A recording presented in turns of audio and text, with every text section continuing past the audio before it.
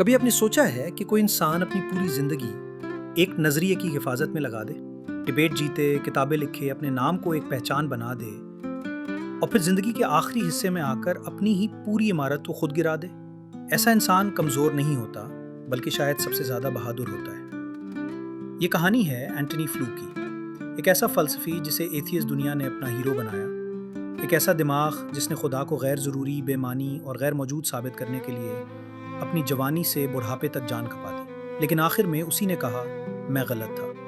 یہ کہانی ہمیں ایک بہت بڑا سبق دیتی ہے کہ اصل عظمت اپنی ضد پر جمے رہنے میں نہیں بلکہ حقیقت کو تسلیم کرنے میں ہے۔ اینٹنی فلو کی زندگی ایک تضاد سے شروع ہوئی، ایک مذہبی گھر، ایک پادری باپ، لیکن بچے نے دیکھا کہ دنیا میں دکھ زیادہ ہے، انصاف کم ہے۔ وہی پرانا سوال جس نے صدیوں سے انسان کو ہلایا، اگر خدا ہے تو یہ سب کیوں ہے؟ فلو نے جوانی میں فیصلہ کر لیا کہ یہ سب کچھ ایک خاموش کائنات کا کھیل ہے، کوئی خدائی منصوبہ نہیں۔ پھر آیا جنگ عظیم 2۔ نوجوان فلو فوج میں گیا، موت اور تباہی قریب سے دیکھی۔ یہ تجربہ اکثر انسان کو مذہب کی طرف دھکیل دیتا ہے، لیکن فلو کے لیے یہ تجربہ اور بھی پختہ ثبوت بن گیا کہ خدا نہیں ہے۔ وہ سمجھنے لگا کہ انسان اکیلا ہے، اپنے انجام کا خود ذمہ دار۔ پڑھائی مکمل کر کے وہ آکسفورڈ کی انٹلیکچوئل دنیا میں داخل ہوا اور وہاں وہ لاجک اور فلسفی کا سپاہی بن گیا۔ اس نے ایسا مضمون لکھا جو 20ویں صدی کی انٹلیکچوئل دنیا کو ہلا دینے والا تھا، تھیولوجی اینڈ فلسفیکیشن۔ اس میں اس نے کہا خدا پر ایمان رکھنے والے ہمیشہ خدا کو اس طرح ڈیفائن کرتے ہیں کہ اسے غلط ثابت ہی نہیں کیا جا سکتا، اور اگر کوئی چیز جھٹلائی نہ جا سکے تو وہ بات بے معنی ہے۔ یہ دلیل اتنی طاقتور تھی کہ دنیا کے بڑے بڑے دانشور اس پر بحث کرنے لگے۔ فلو راتوں رات ایتھیسٹ دنیا کا انٹلیکچوئل ہیرو بن گیا۔ ڈیبیٹس میں لوگ اس سے ڈرتے تھے کیونکہ وہ لاجک کو اس طرح استعمال کرتا جیسے ایک سرجن چاقو کو استعمال کرتا ہے، بے رحم، سیدھا اور فیصلہ کن۔ 50 برس تک اس کی پہچان یہی رہی۔ ہر کتاب، ہر ڈیبیٹ، ہر شاگرد سے بات، ایک ہی پیغام، خدا نہیں ہے۔ فلو وہ چہرہ تھا جو ایتھیزم کی کریڈیبلٹی بڑھا رہا تھا، لیکن یہاں سے کہانی کا وہ موڑ شروع ہوتا ہے جو اسے ٹائم لیس بنا دیتا ہے۔ کبھی آپ نے سوچا ہے کہ ایک انسان کے لیے سب سے مشکل کیا ہوتا ہے؟ اپنی جیت کو چھوڑ دینا، اپنی شہرت کو رد کر دینا، وہ سب کچھ جس پر اس نے زندگی بھر محنت کی، اسے خود کہہ دینا کہ یہ کافی نہیں تھا۔ اکثر لوگ اپنی ضد کے غلام بن جاتے ہیں، اپنی پرانی باتوں کو بچانے کے لیے ایویڈنس کو اگنور کرتے ہیں، لیکن اینٹنی فلو مختلف تھا۔ وہ کہتا تھا میں ہمیشہ سوکریٹس کی اس بات پر ایمان رکھتا ہوں، ہمیں ایویڈنس جہاں لے جائے وہیں جانا چاہیے۔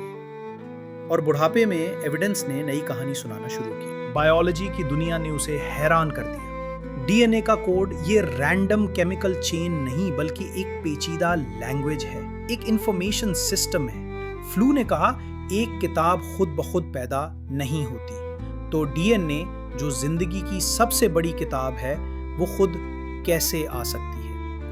پھر کازمولوجی کا ایویڈنس، کائنات کی fine tuning, laws of physics اتنے نازک توازن میں ہیں کہ اگر ذرا سا فرق ہو تو زندگی ختم، جیسے یونیورس کو کسی نے بڑی باریک بینی سے ڈیزائن کیا ہو۔ فلو نے کہا یہ ایکسیڈنٹ نہیں لگتا، یہ تو ارینجمنٹ لگتا ہے۔ پھر وہ پرانی فلسفیانہ دلیلیں جو اس نے جوانی میں ڈسمس کر دی تھی اچانک نئے معنی اختیار کرنے لگی۔ ایرسٹوٹل کی بات، یونیورس کا کوئی فرسٹ کاز ہونا چاہیے۔ اکوائنس کی بات، ہر حرکت کا ایک محرک ہے۔ فلو نے کہا یہ محض مذہبی کہانیاں نہیں رہیں، یہ عقل اور سائنس کے ایویڈنس سے جڑتی جا رہی ہیں۔ یہ وہ وقت تھا جب فلو کے اندر کا سائنٹسٹ اور فلاسفر ایک دوسرے کو شیک کرنے لگے۔ کیا وہ اپنی پوری زندگی کے موقف پر قائم رہے صرف اس لیے کہ دنیا اسے ایتھیسٹ کا ہیرو سمجھتی ہے، یا پھر وہ ایویڈنس کو مان لے چاہے اس کا مطلب اپنی ہی زندگی کی کہانی پلٹ دینا ہو؟ 2004 میں دنیا نے وہ دھماکہ سنا جس نے سب کو حیران کر دیا۔ اینٹنی فلو نے کہا میں اب ایتھیسٹ نہیں ہوں، میں مانتا ہوں کہ کائنات کے پیچھے ایک انفائنٹ انٹیلیجنس ہے۔ یہ الفاظ بجلی کی طرح گرے۔ ایتھیسٹ دنیا نے کہا یہ بڑھاپے کی ڈیمنشیا ہے، کچھ نے کہا اسے مینیپولیٹ کیا گیا، لیکن وہ ڈٹا رہا۔ اس نے کہا میں کسی مذہب میں نہیں آیا، میں ڈیسٹ ہوں، لیکن ایویڈنس مجھے خدا کے وجود تک لے آیا ہے۔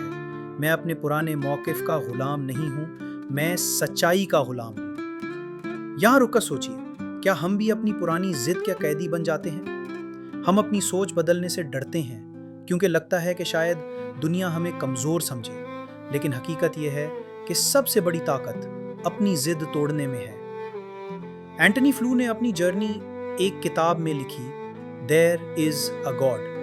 اس میں اس نے ڈی این اے، کازمولوجی اور عقل کے دلائل ایسے رکھے جیسے کوئی وکیل عدالت میں ثبوت رکھتا ہے۔ رچرڈ ڈاکنز جیسے ایتھیسٹ پر اس نے تنقید کی، کہا کہ وہ فلسفی کو اگنور کرتے ہیں اور صرف جذباتی شور مچاتے ہیں۔ لیکن اصل سبق یہ ہے کہ فلو نے اپنے ایگو کو شکست دی، اپنی پوری لیگیسی کو چیلنج کیا، اور یہی انٹلیکچوئل آنیسٹی ہے، یہی کیوریوسٹی ہے، یہی وہ چیز ہے جو علم کو زندہ رکھتی ہے۔ دوستو، یہ کہانی ہمیں یاد دلاتی ہے کہ اگر آپ واقعی ٹروتھ سیکر ہیں تو آپ کبھی اپنی پرانی سوچ کے غلام نہیں بن سکتے۔ سچائی اگر بدل جائے تو آپ کو بھی بدلنا ہوگا۔ یہی وہ جرأت ہے جو اینٹنی فلو نے دکھائی۔ اگر آپ کو یہ کہانی پسند آئی تو ابھی سبسکرائب کریں، لائک کریں اور کامنٹ میں بتائیں کہ آپ کے خیال میں ایک انسان کے لیے سب سے بڑا حوصلہ کیا ہے، اپنی بات پر ڈٹے رہنا یا ایویڈنس آنے پر